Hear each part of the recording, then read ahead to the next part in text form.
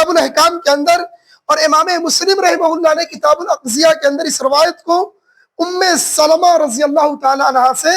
نقل کیا ہے۔ کہتی ہیں کہ رسول اللہ صلی اللہ علیہ وسلم نے فرمایا، بے شک میں ایک انسان ہوں، بے شک میں ایک انسان ہوں اور تم میرے پاس جھگڑے لے کر آتے ہو تاکہ میں فیصلہ کروں،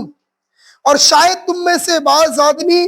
اپنی دلیل پیش کرنے میں دوسرے فریق سے زیادہ تیز اور چرب زبان ہو، بس میں جو کچھ سنوں اور اس سے جس نتیجے پر پہنچوں اس کے مطابق اس کے حق میں فیصلہ کر دوں، یعنی اس کے حق میں فیصلہ کر دوں جبکہ وہ حق پر نہ ہو، بس جس شخص کے لیے میں اس کے بھائی کے حق کا فیصلہ کر دوں تو دراصل یہ میں اس کے لیے جہنم کی آگ کا ایک ٹکڑا کاٹ کر دے رہا ہوں۔ محترم حضرات،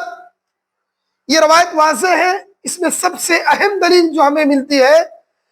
کہ اللہ کے رسول صلی اللہ علیہ وسلم کہتے ہیں میں تم میں سے ایک انسان ہوں۔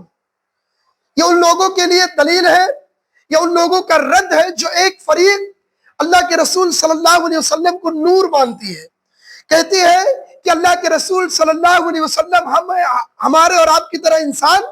نہیں تھے، بلکہ وہ ایک نور ہے جسے اللہ تعالیٰ نے بھیجا ہے۔ کچھ لوگ تو مزید غلو کرتے ہوئے اللہ رب العالمین کا مقام اور مرتبہ نبی صلی اللہ علیہ وسلم تک کا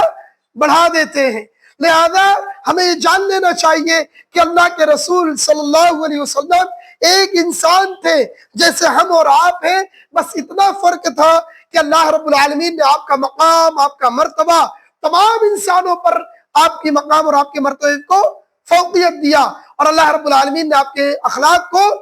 بلند اور باعلیٰ بنا دیا۔ دوسری چیز اس میں یہ بتائی گئی کہ اگر اللہ کے نبی نے کہا کہ میں ایک انسان ہوں، میرے پاس آپ لوگ فیصلہ لے کر آتے ہو، تو بسا اوقات ایک شخص ہے ایسا جو چرب زبانی ہے، زبان کا ماہر ہے، دماغ کا تیز ہے، شاطر دماغ والا ہے، بات کرتا ہے تو ایسا لگتا ہے کہ اس کی زبان میں کوئی مشین بیٹھی ہوئی ہے، بہترین انداز میں اپنی بات کو رکھ دیتا ہے حالانکہ وہ حق پر نہیں ہوتا ہے۔ ایک بیچارہ ایک معمولی انسان ہے، بولنے کی صلاحیت صحیح سے نہیں ہے، لوگوں کے سامنے اپنی باتوں کو نہیں رکھ پاتا ہے، لوگوں کو اپنی باتیں بیان نہیں کر پاتا ہے، تو لوگ اسے کیا کہتے ہیں کہ یہ حق پر نہیں ہے۔ تو نبی صلی اللہ علیہ وسلم نے کہا ایسا کوئی شخص اگر میرے پاس آتا ہے تو اگر میں اس کی چرب زبانی کی وجہ سے اور اس کی گفتگو کی وجہ سے اس کے حق میں فیصلہ کر دیتا ہوں